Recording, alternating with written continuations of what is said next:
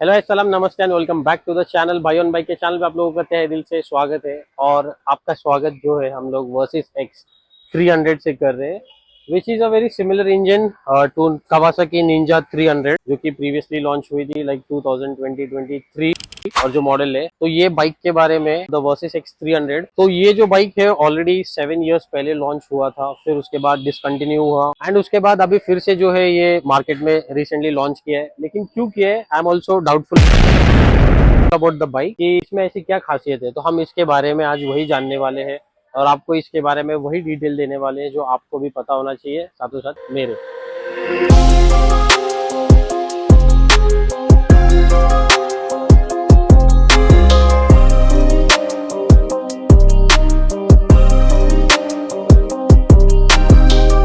Start about the bike. सबसे पहले bike का जो इंजन के बारे में बात करते हैं, which is like 300 CC of 40 bhp and 27 newton meters of torque. और बहुत ही बोलने में सिंपल लग रहा है लेकिन गाड़ी चलाने में भी बहुत ज्यादा सिंपल लग रहा है। कोई ऐसा हार्डशिप नहीं है या फिर ऐसा कोई एकदम प्रॉपर सा एडवेंचरस जैसा फील हो कि वो मजा आए जैसे एडवेंचर बाइक चला रहे हो। बट कहीं ना कहीं छोटा सा एक हसल है इसमें कि आपको पिकअप थोड़ा सा कम फील होगा। bhp 40 है, वेल एंड गुड है, बिकॉज 300 सीसी है तो 40 bhp ओके है।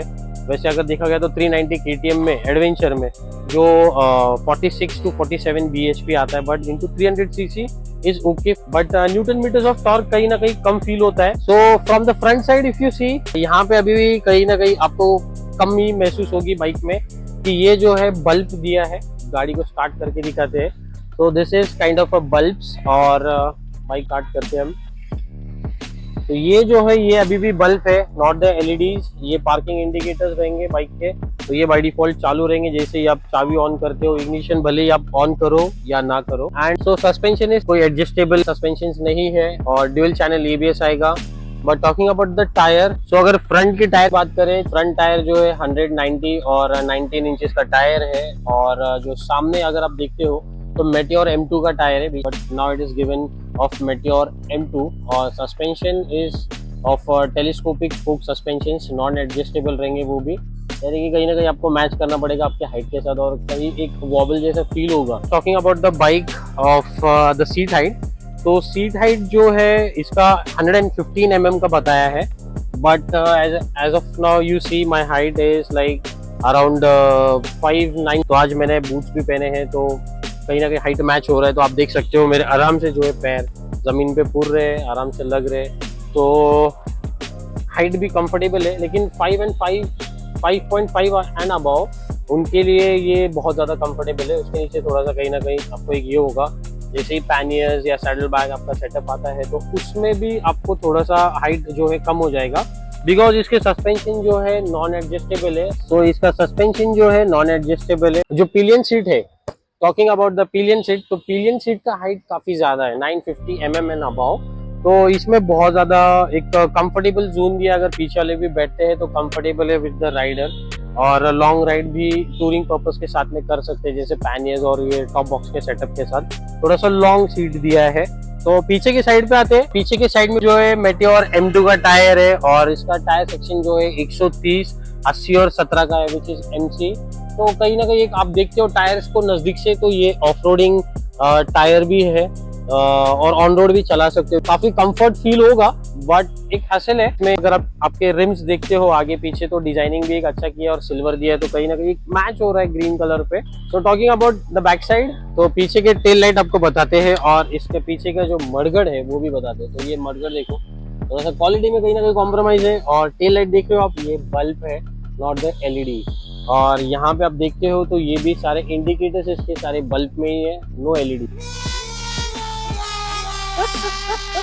तो talking about the meter, instrumental cluster बोलते हैं इसको। और ये देखो भाई, ये मीटर है, ये बंद है तो कुछ ऐसे दिखता है, बिकॉज यहाँ पे डिजिटल है, यहाँ पे एनालॉग है। एनालॉग के साथ में थोड़ा सा मिक्स किया है डिजिटल को। तो अभी स्टार्ट करते हैं। और यहाँ पे आप देखो तो ये सारे आपके जो है पॉइंट आउट करेगा, इंडिकेट करेगा, जैसे न्यूट्रल है, ABS है, इंजन ऑयल है, या फिर आपका कोई भी एक रीडिंग है वो सारा आपको यहाँ पे दिखाएगा। फिर यहाँ पे आप देखते हो तो this is the neutral clock. फिर यहाँ पे आपका किलोमीटर रेंज कितना चला है पर लीटर के हिसाब से। फिर ये आपका स्पीड बताएगा यहाँ पे विद द डिजिटल ऑल्सो। ये तो आरपीएम में होगा, यहाँ पे आपका एक्चुअल रीडिंग आएगा और कितना किलोमीटर चला है यानी ओडोमीटर में।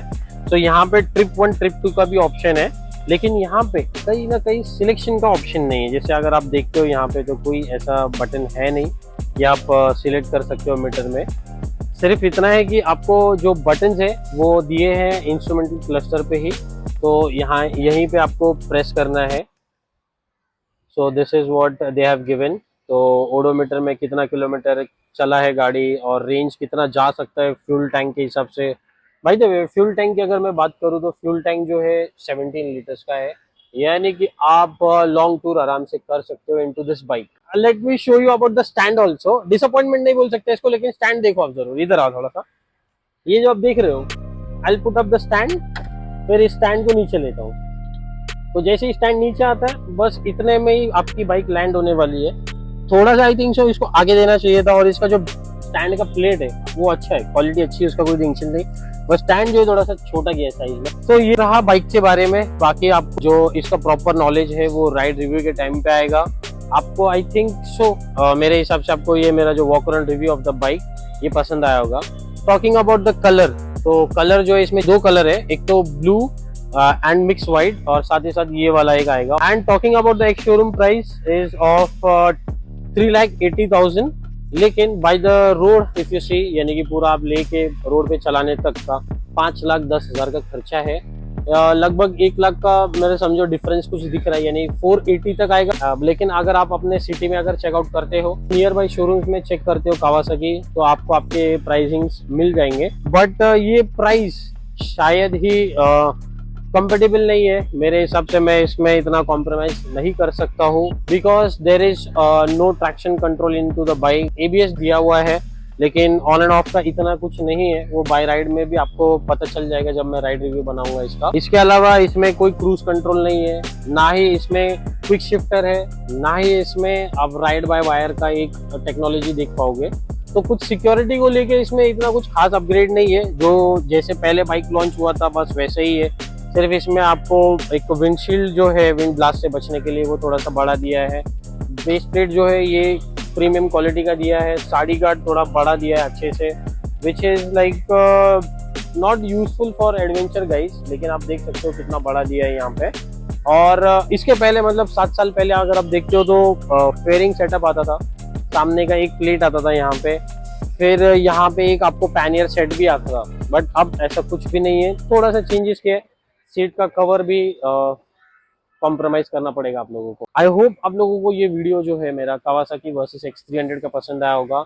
और जो भी जैसे भी आपको भी फील हो, शायद से मेरा इन्फॉर्मेशन कुछ कहीं ना कहीं गलत हो सकता है, राइड रिव्यू में हम उसको सुधारेंगे। लेकिन don't forget to comment down and be a part of my community भाई ऑन बाइक। तो मिलते हैं नेक्स्ट ब्लॉग में, तब तक के लिए फिया मानिला, be good, take care, love you all.